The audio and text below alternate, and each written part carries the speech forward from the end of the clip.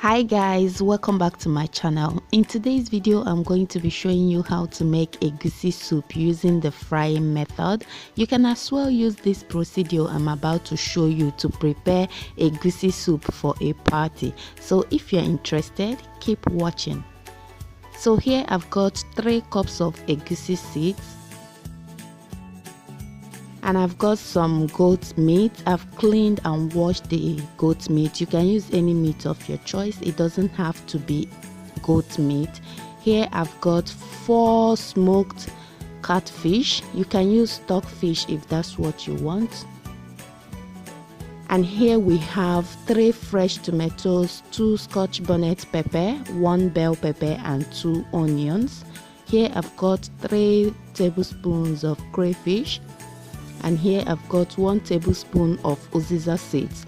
This adds a very nice taste to the egusi. If you have it, add it. I've got some seasoning cubes and some meat seasoning, some salt, palm oil, and I will be using onugbu for my vegetable. If you want, you can use spinach, but for a party egusi soup you need onugbu, that's bitter leaf.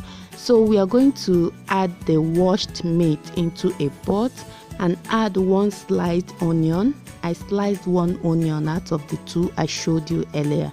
Now I'm adding the meat seasoning.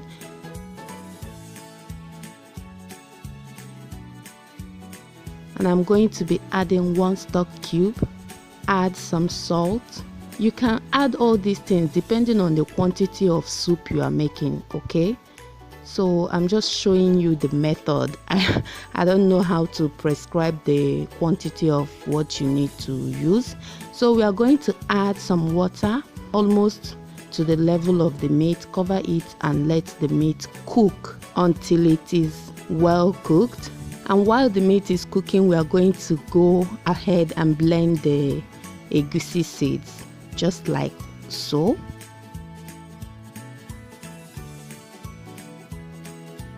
So after blending it, this is what it should look like. Very smooth. It should be very smooth, okay?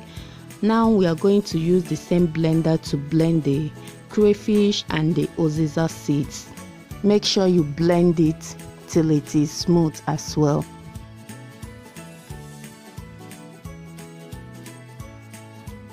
And this is what it should look like after blending it. Can you see how smooth it is?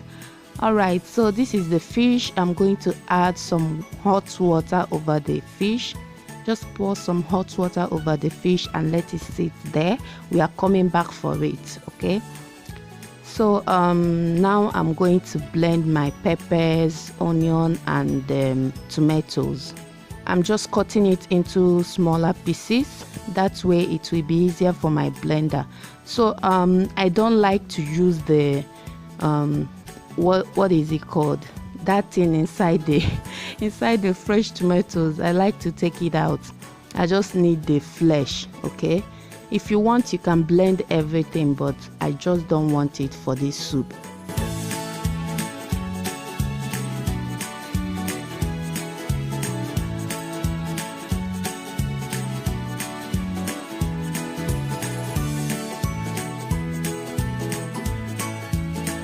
So I'm going to slice this half of the onion into thin pieces like so.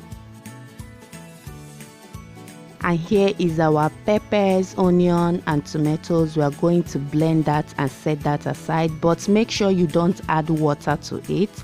Now this is the blended egusi. I just added the sliced onion into it and I'm just going to be mixing it together with the egusi. Add water bit by bit. Just keep adding water bit by bit and mixing it up. I'm going to show you the consistency you should be aiming at.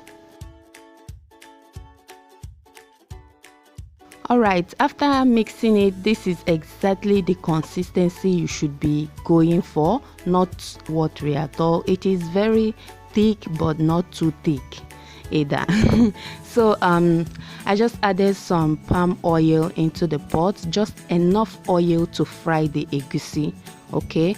and then I added the blended peppers, onion and fresh tomatoes.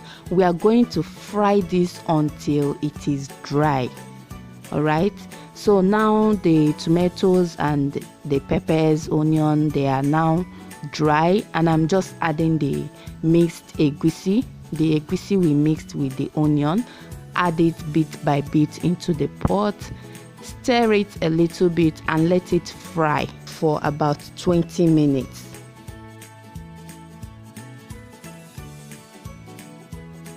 So while that is frying, we are going to clean our fish. While you are on this, please don't forget the pot on fire. Make sure you keep stirring the egusi. Keep an eye on it. If not, it will burn, because egusi burns so easily and very fast. So make sure you keep an eye on it. So you are going to clean the fish just the way I'm doing it here. Take out the bones and all the intestines and all the unwanted particles inside the fish. Just make sure your fish is very clean and boneless.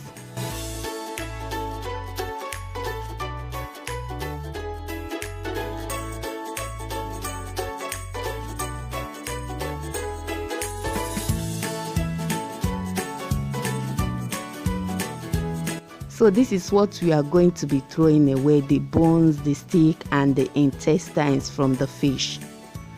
Alright, back to the pot. I'm still stirring and frying. As you can see now, the egusi has sucked up all the oil, and that is a good sign that the egusi has fried really well. Can you see how separate they are now? It is no more liquidy, just like when I added it earlier. So once you see that your egusi has developed crumbles like this, then you know that it is properly fried. So after frying the egusi, I added the meat along with the stock. Now I'm going to add the onugbu. If you are using spinach, do not add it at this point. I'm adding the onugbu because I want it to cook. I'm using dried onugbu. I soaked it in water for some hours and washed it properly. If you have a very bitter onugbu, then you might want to cook it before you add it into the pot. Just cook it separately for about 5 to 10 minutes. Wash it properly to get rid of the bitterness.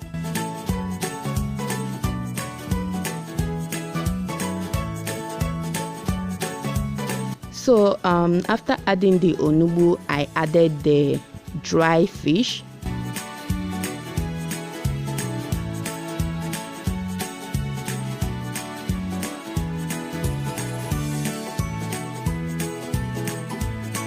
Add the blended crayfish and the uziza seeds. Mix everything together.